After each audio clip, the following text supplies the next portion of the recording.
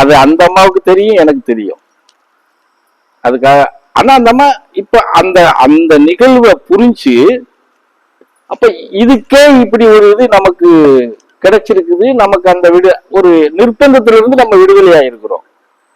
அப்ப இன்னொரு விஷயத்துக்காக நம்ம ஒரு விஷயத்தை கையாண்டா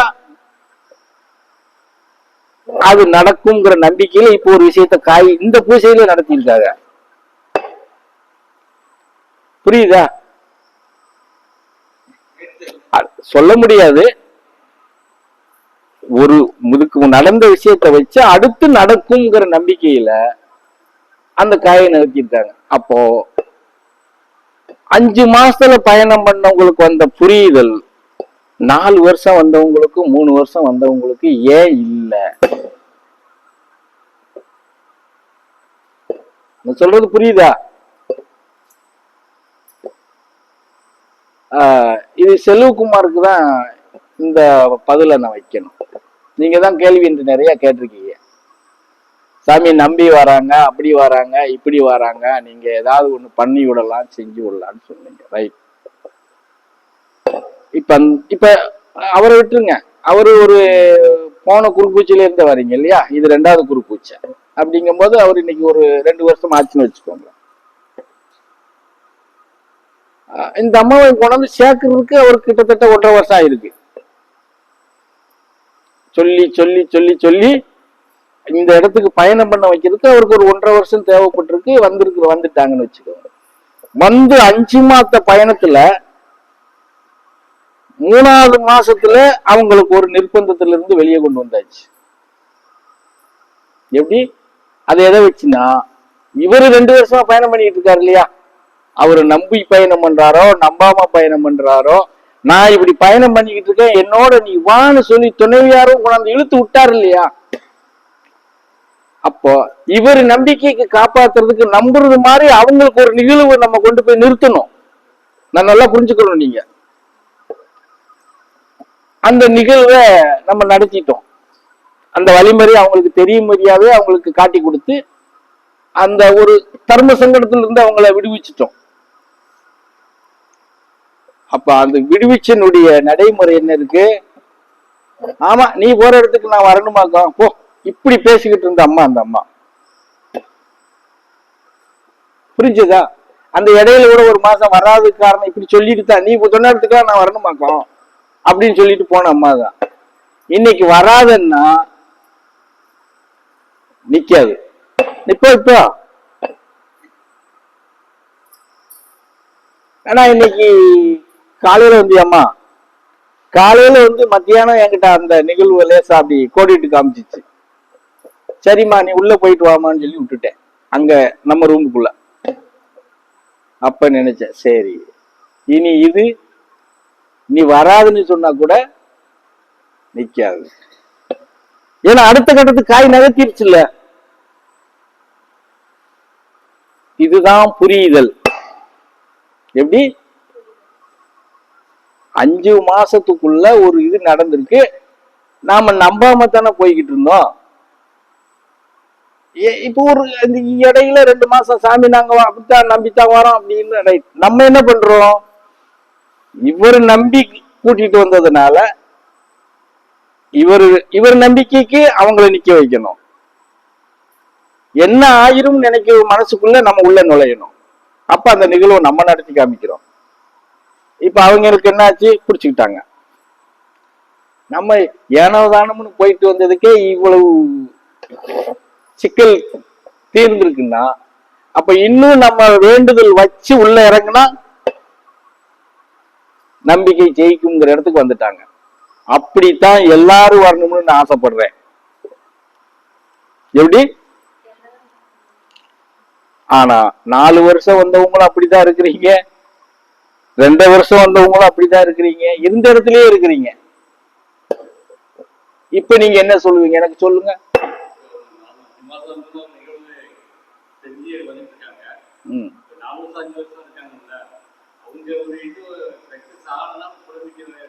இல்ல, சக்சஸ் ஆனதை வெளியே சொல்லாம புலம்பிக்கிட்டு இருக்காங்க.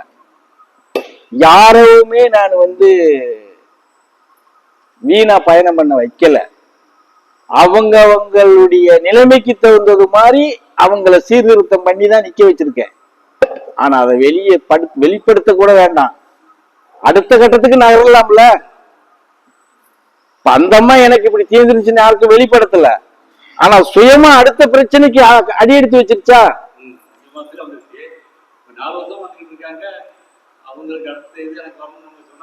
வரல, அது நீங்க தான் உங்கள்கிட்ட சொன்னவங்கள்ட்ட நீங்க தான் பேசணும், நீங்க தான் கேட்கணும்.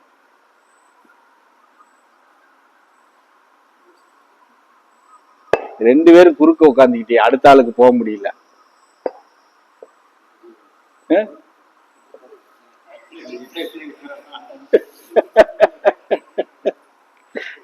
புரியுதா நான் சொல்றது? எனக்கு யாரும் இவங்க எனக்கு பாகுபாடா அவங்க அதெல்லாம் கிடையாது. எனக்கு எல்லாரும் ஒரே பக்தர்கள் தான். நான் என்ன சொல்றேன், உங்களுடைய மனநிலை எந்த நிலையில நீங்க பயணம் பண்றீங்களோ அந்நிலைக்கு மாதிரிதான் நீங்க முன்னேற்றம்.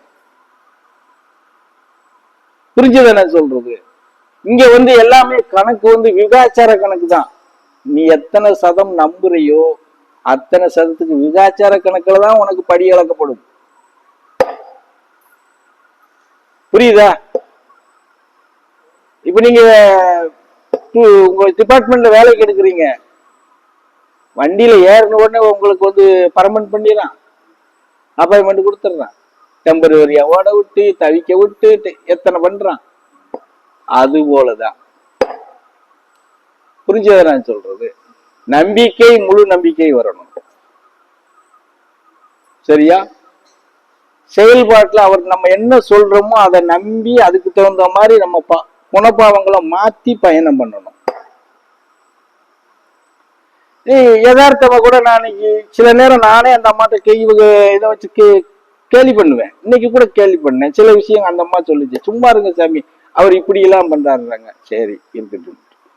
சாயந்தரமா இவர்கிட்ட சொன்னேன், என்ன சாமின்னு. சாமி நான் கூட்டிக்கிட்டே வந்துகிட்டு இருக்கேன், இவ்வளவு நாள் நான் குடும்பம் நடத்திக்கிட்டு இருக்கேன், இங்க வந்ததுக்கு அப்புறம் அந்த அம்மாட்ட மாறி இருக்கா இல்லையான்னு நான் பாக்கணும்ல, டெஸ்ட் வீட்டுல வச்சிருந்தாரு. சரிதான், ரைட்டு தான். அது ஓரளவுக்கு நான் எதிர்பார்த்த அளவுக்கு இல்லைனாலும் கொஞ்சம் மாற்றங்கள் இருக்கு சாமி. அப்ப அவரே பரிசீலனை பண்ணி பாக்காரு. நம்ம நம்பி கூட்டிட்டு போறோமே நம்ம வீட்டுக்கார அம்மா எப்பவும் போலதான் இருக்கா இல்ல இப்ப மாறி இருக்கான்னு பாக்காரு. புரியுதா? அது சரியான பாதை தானே. அப்போ கொஞ்சம் மாற்றம் இருக்கு சாமி, என் வீட்டுக்காரம்மா எப்பவும் போல இல்லை, இங்க இந்த 5 மாசத்துல ஒரு மாற்றம் இருக்கு. அப்படிதான் எல்லாருமே இருக்கணும்னு சொல்றேன். மாற்றமே இல்லாம நான் இருந்த இடத்துலயே இருப்பேன், நீங்க எங்க வீட்டுல அரிசி போட்டு சோறு வாங்கி எங்களுக்கு ஊட்டி விட்டுட்டு போங்கிற இடத்துல நீங்க சொல்றீங்க. நான் அதுக்கானவன் கிடையாது இல்லையா? எனக்கான வேலை ஏதோ அதை தான் நான் செய்ய முடியும் இல்லையா? நான் அப்பல கூட ஒரு வார்த்தை எல்லாருக்கும் கொஞ்சம் சுருக்குன்னு வந்திருக்கும், ஆனா நாங்க அப்படிதான் பேசுவோம். என்னடா சாமி இவ்வளவு கீழே இப்படி பேசுறாருன்னு கூட நீங்க நினைச்சிருப்பீங்க. ஏன்னா நீங்க சொல்ற பதில் அப்படி இருக்கு.